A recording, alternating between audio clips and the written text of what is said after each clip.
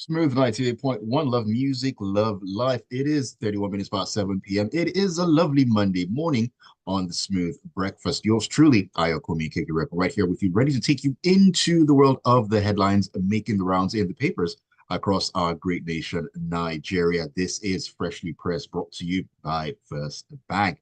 And this morning, a lot of stories to actually get through. So many recent developments that have had people talking, and we are here to talk about them as well. We being yours truly, and of course, my analyst for this morning, Mr. C and Ebi Bozimo. Very good morning to you, gentlemen. Great to have you on Freshly Pressed. Good morning, Ayo. Good morning, Mr. C. I trust you are peaceful. Good morning to all of the wonderful, peaceful listeners out there. Good morning, Aya. Good morning, Andy. Good morning, Lagos. All right, thank you for being here. Like I said, a whole lot of things to get through. But before that, just to let our wonderful listeners know that they can be a part of the conversation, sharing their thoughts and their messages with us on WhatsApp 0809 440 981. 0809 440 981 is the WhatsApp number. You can also catch us on YouTube or streaming live at Smooth 981 FM Lagos.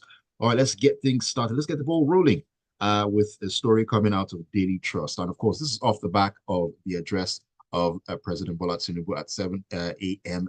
yesterday. This is in reaction to the protests that have been going on in the country since the 1st of August. And the headline reads that Tinubu rules out return of fuel subsidy, says decision is painful but necessary. I'll just take a little bit of that story. Now, contrary to the demands of the ongoing end bad governance protesters, President Bola Tinubu has ruled out the return of fuel subsidy. Now, he disclosed this in a nationwide broadcast to Nigerians on Sunday and disclosed that even though the decision to remove the fuel subsidy was painful, it was necessary because it has constituted a noose around the economic jugular of our nation and impeded our economic development and progress. Mr. C, let me bring you in on this one. Okay. Thank you, Aya. So yesterday we heard from the president finally because a number of Nigerians in certain quarters have been asking that the president should please address the nation with regards to the issues that are currently bedeviling the land. And the president did respond, he did address the nation. And as part of his address, he did say that he would not be in a position to roll back the removal of the subsidy program.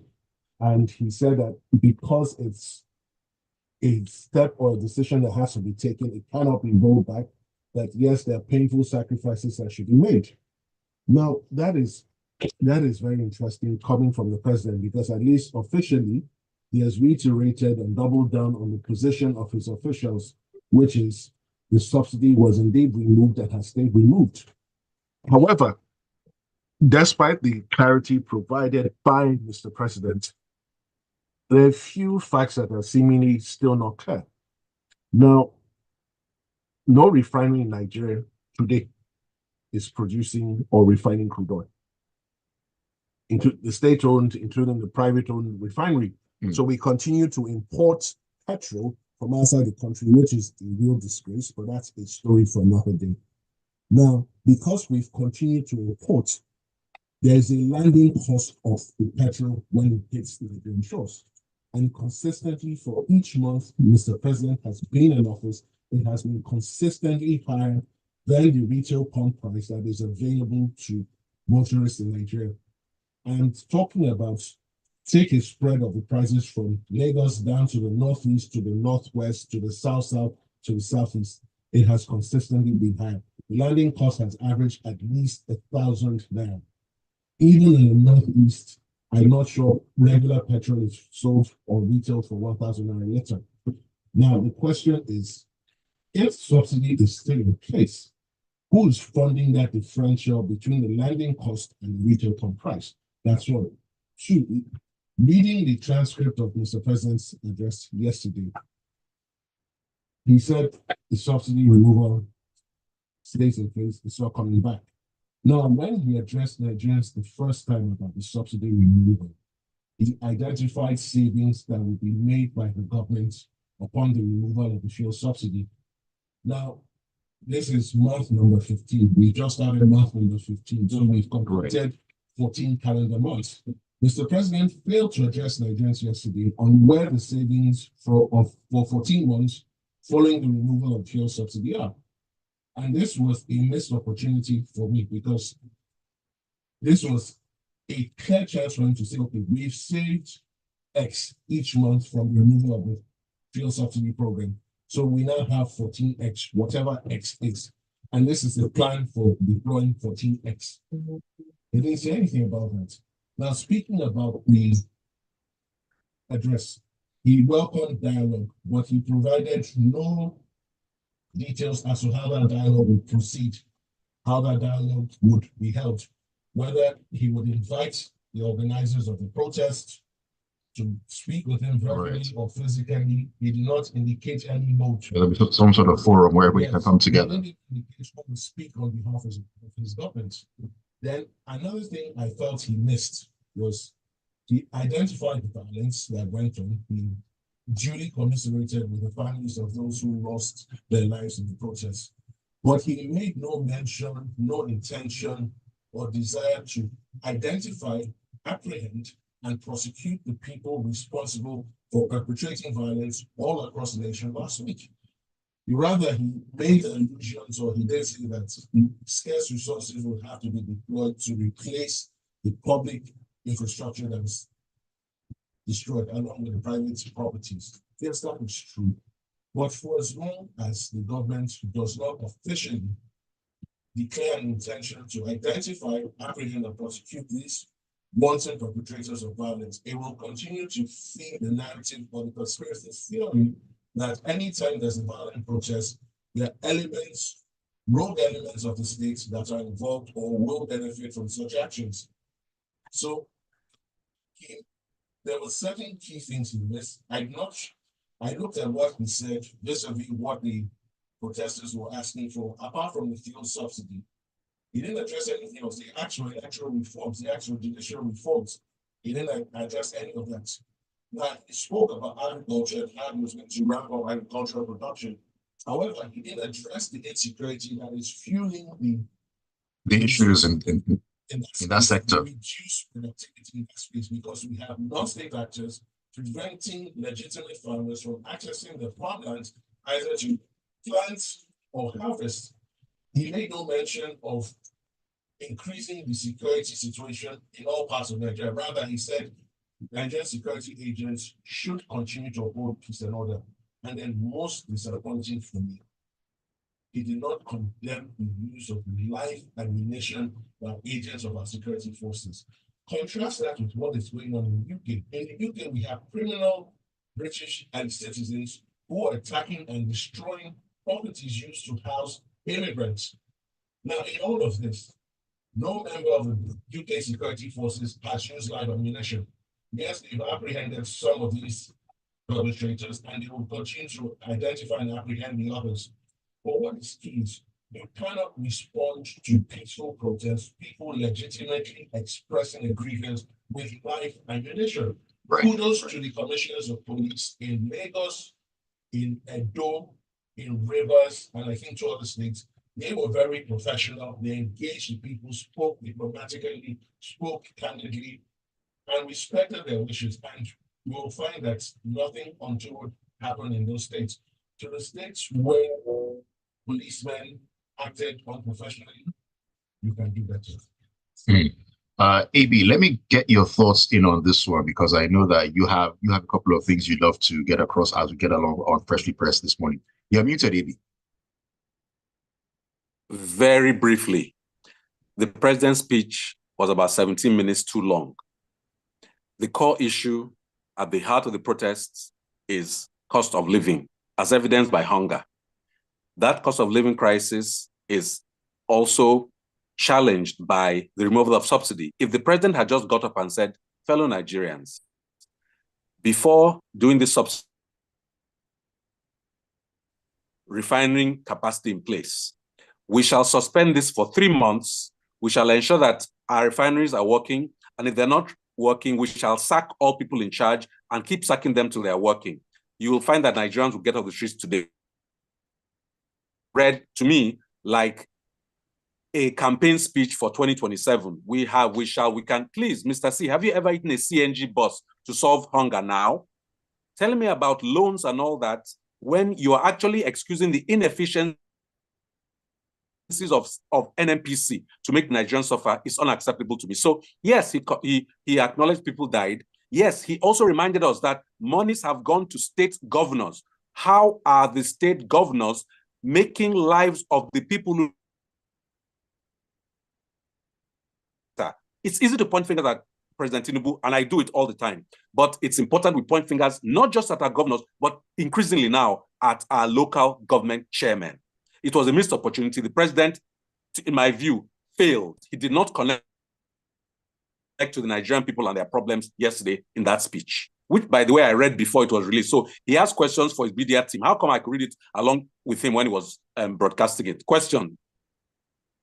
A lot of questions, Ebi, but definitely not enough answers. Now, I'm going to stick with you here. I'm staying in the same vein, still talking about the protests and all that. Of course, President Tinubu said in his address that he's appealing to the protesters to sheath their swords, proverbially, and get off the streets and all that.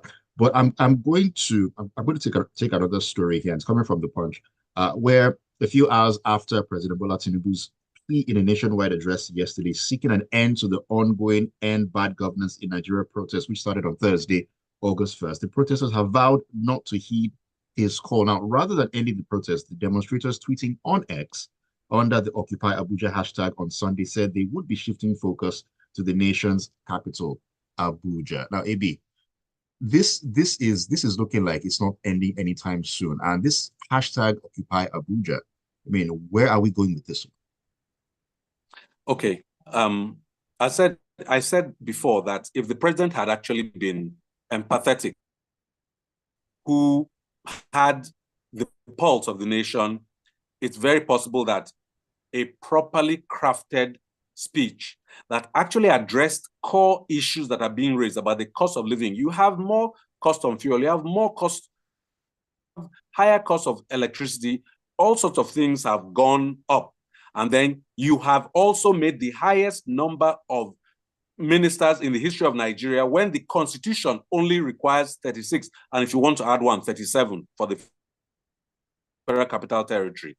You have not shown in any way as a president that you are actually aware, according to you, that the country lacks funding. You are living a life of the rich and famous, but telling us, the people, we the people, that everything is hard. There's that disconnect that is making people perhaps feel that they want to go on. Listen, I was among the protesters in Rivers State on the first day. I will tell you that the protest was peaceful.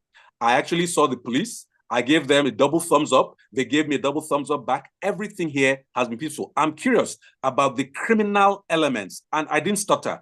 It is only criminal elements who have decided to use the excuse of an ongoing protest to attack, destroy, and kill. Then there have been some provocations by the police who are using live ammunition and tear gas, in some cases, I think, unprovoked. But that will have to come with the people are saying they're going to continue. Again, there was a missed opportunity for the president to measure the pulse of the nation and address the issues. There are some things the president could have done by himself.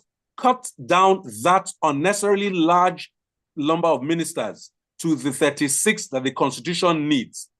That Ministry of Livestock that made it 49 ministers is particularly pointless. And then you have the office of the First Lady. Yes, I said it. It is not constitutional.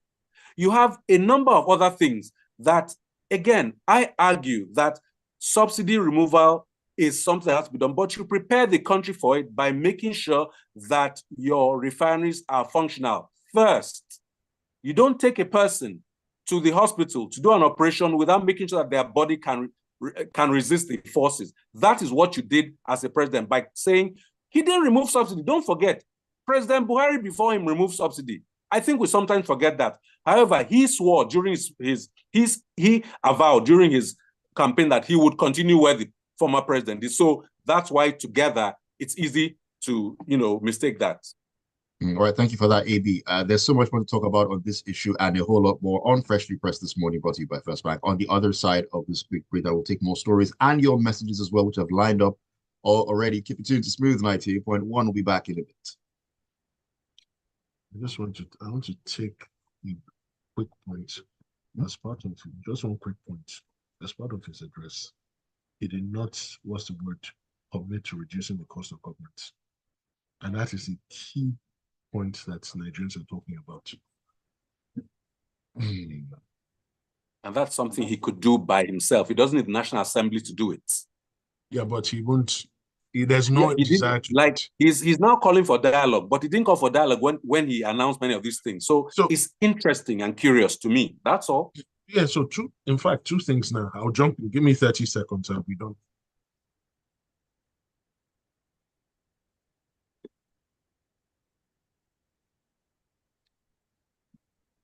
Sorry, my other phone just died for no reason. Networks, Not a good sign. I'm telling you. All right, welcome back to Freshly Pressed right here on Smooth 98.1. It's the Smooth Breakfast. Yours truly, Ayokunmi right here with you. Alongside me are my analysts for this morning, Mr. C and Ebi Bozimo, and we're looking at the stories making the rounds in the dailies across Nigeria. You can be part of the conversation by sending your thoughts in on WhatsApp on 0809 440 981. Also streaming live on YouTube at Smooth 981 FM Lagos. All right, Mr. C, you have a couple of things you want to just get across really quickly. So two additional things from the address yesterday. One, Mr. President did not say anything about reducing the cost of governance, especially from the executive and legislative arms. And this is one of the key demands of the protesters. This is one of the worries of common Nigerians from every part of the country that, look, the cost of governance is increasingly very high. Two, so that's it. I'm done. All right. Let me take a couple of messages because they have lined up longer than traffic on Third Mainland when something is going on in Lagos. Okay, let's begin with a message here from, let me see, where do I begin? Let's start with a message from, okay, this is JP. Says, good morning, Smooth. If subsidy, okay, it definitely, if subsidy, okay, I think that's in relation to if subsidy is there or not. It definitely is. And until NNPC is audited, we won't know the magnitude. Sad. Cheers. That's from JP. Dio says, for the president's speech, it was a disaster, and thank goodness I didn't listen to it. Just some excerpts, because I know it will always be disastrous. I want to ask, are we in a democracy or autocracy or feudalism or imperialism where people can't protest again?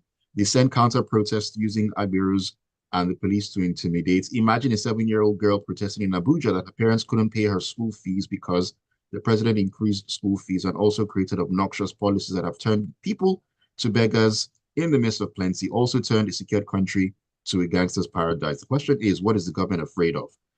Thank you for your message, Dio. Let me squeeze one more in as we get back to the stories. This is Adeboyega Adedeji says, President Tinubu in his speech has refused to speak and attend to issues affecting Nigerians, and he has refused to attend to the demands of the protesters. By doing so, he has proven that he's not a listening president. He has acted in the capacity of a dictator who cares less about the feelings of the people. It's a shame. All right, let's get back into the stories, Mr. C. Let's talk about oil. I mean, that is one place that we get our major funding from, and this is coming from the Punch, where daily crude oil output hits 1.7 million barrels per day. That's according to the GTF. So the Joint Task Force Operation Delta Safe in the Niger Delta has said daily crude oil output had reached 1.7 million barrels per day. Good news or good news? I'm not even sure this is news because here's my challenge with stories like this, right? The Joint Task Force is a coalition of various arms of the armed forces that have been sent to the Niger Delta ostensibly to deal with all thefts and all other illegal activities going on in that region as it pertains to the oil and gas industry. We've seen what a resounding success they've achieved over the years, where our oil production was plummeting for a very long time. We've only started to get it back. That's one. Two, the bodies that should be declaring news like this should be the regulator. That's the upstream National Upstream Petroleum Upstream Commission.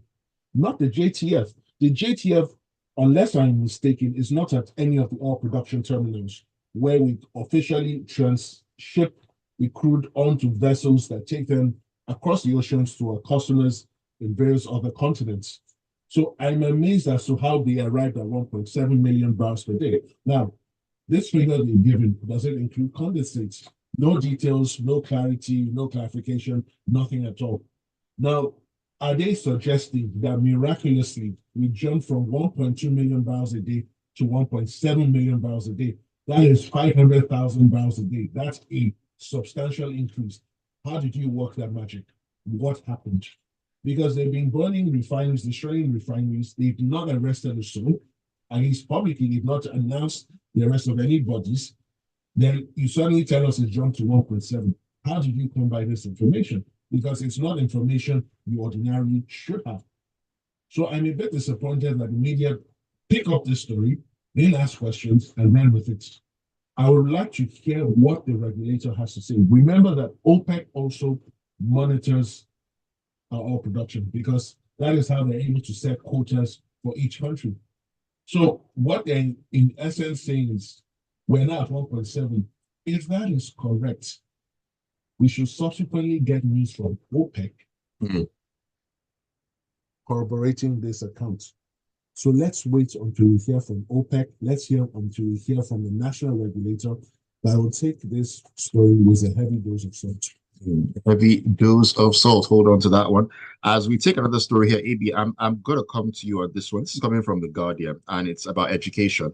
The Nigerian Education Loan Fund, that's NEL Fund, has given a breakdown of how it dispersed the sum of about 2 billion naira as institutional fees to 6 tertiary institutions in the country. Now, in a post on its official X handle on Saturday, the fund confirmed the story, which listed the names of the 6 institutions of higher learning that got the fund. I mean, they include University of Ibadan, Bayer University, Kano, University of Ilorin, University of Benin, University of Maiduguri, Federal University, Dutsima, Katsina State. What's your take on this one, baby?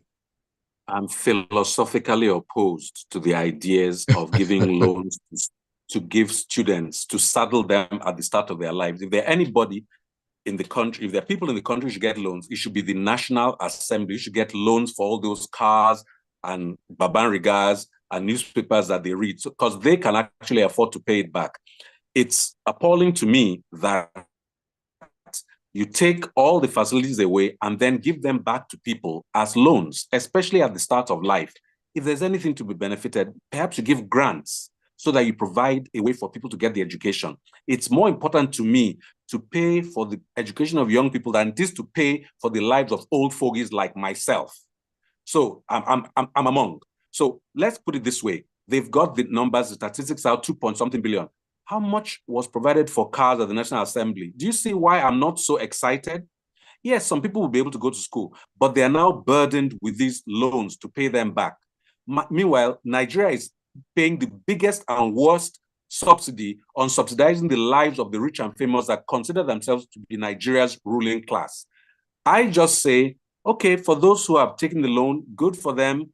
This loans are not given to the students, they're given straight to the school. So maybe the schools are getting some funding with it to run this course and everything. But I say philosophically, I'm opposed to the notion of the loans. And as such, I find it hard to celebrate. I'm just happy for the individuals who may now be able to go. I'm curious about how the funds are so much more interestingly, just remarkably, to the parts of the schools in the north where historically, we hear that they don't seem, I'm very careful with my words, to go to school as much. And then relatively fewer loans given to like University of Benin, where is it something, some would say maybe the parents in the south have said, no, we're not taking loans for our children. The ones in the north are saying we'll take loans. So I don't know what's accountable for that, but it's curious and merely interesting to me, the disparity between the loans given to BUK and the loan given to University of Benin. All right, let me take some messages before we get back to more stories making the rounds. This is from Fidelis from Shomolu, who says, I said the whole of last week, the president will annoy us with whatever speech he will give. We're heading to Aso Rock now and face the guns. No, Fidelis, calm down. Just relax. If God didn't answer us during the elections, it's time to re-strategize and fight harder. Lagos templates and Lagos boys will not do it, will not do us any good. Okay, let me see here. This says, let's be honest, that presidential speech was bland and soulless. It showed someone who's disconnected from the realities on ground. Obviously, he doesn't really care. After all, he feels he owes Nigeria nothing, as he has said, that he, yeah, I don't know about this one. Dopsy, but thank you for your message. Let me squeeze one in before I come back to you, Mr. C. Ibukun says, Ebi is totally correct. The removal was premature and the address read like 1 year, like a 1 year in office report. So nothing about insecurity, reducing the cost of governance, and we have been hearing CNG since the end of Buhari's tenure, but we are yet to see them. It was all hot air. Thank you for your message, Ibukun.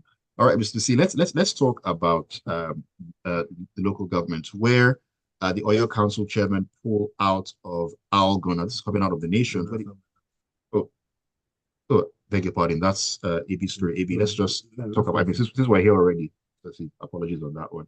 The 33 council chairmen in Oyo State have dumped the Association of Local Governments of Nigeria over the Supreme Court judgment granting financial autonomy to local governments across the country. I mean, ever since the Supreme Court judgment, it's been back and forth. Oyo State governor said, "Hey, I'm not involved with this. I'm not down with this one." Now, the 32 council chairmen have dumped the Algon. The current Nigerian constitution does not, and Mr. C will correct me, does not support what the ruling of the Supreme Court was. There are specific provisions in the constitution about how money shall be sent to a joint account of the state and local government. So right now, unless a law is passed, and the Nigerian Assembly, the National Assembly has been able to pass many laws in 24 hours, so I don't know why they're still waiting. But for now, maybe because some of them are ex-governors, so they know how it works. But the point is this, for now, the Makinde of Oyo State has raised those lacunas in the difference between the judgment and the constitution. And the local government chairman in the state have said, you know what, I don't like the idea they are loyal to the governor. They should be loyal to the people and to the constitution, but they are pulled out of Algon supposedly because they're loyal to the governor. Again, you are put in office to serve the people. You can have alliances, and there's nothing about governance that should make you, be in confrontation with your governor and all that. But for goodness sake, right now, there is a gap between the ruling and the constitution. And they are saying, I don't know what their reason for pulling out of Algon is, because frankly, the local government, I'll always remind us, is where the look and feel of your life should be determined. Schedule 4 of the Nigerian Constitution shows what the local government should do for you. Healthcare, there are a few simple things. A4 paper can solve it. So pulling out of Algon or not being Algon, will they serve the people? That's really my only concern. Whether they are part of Algon or not, when they were part of it, did they make a difference? Now they're out of it, will it make a difference? That's irrelevant as far as I'm concerned. How do they serve their people? Working with their governor. That's all that matters. All right, Mr. C. I mean, time has flown by, but I just need to talk about this really, really quickly, coming out of the Vanguard, where Femi Falana slams the federal government over the violent crackdown on protesters. You need to skate through this particular one.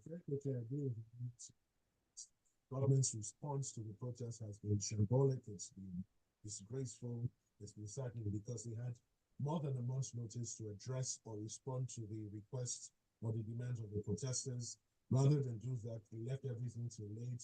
They got all sorts of ex-party orders at the last minute. Then you're attacking the people for complaining that things are bad, which is really ridiculous. They should take a leaf from the pages of other countries when they dealt with protests that are even more violent. They use rubber bullets, they use water cannons. Please, can we do that?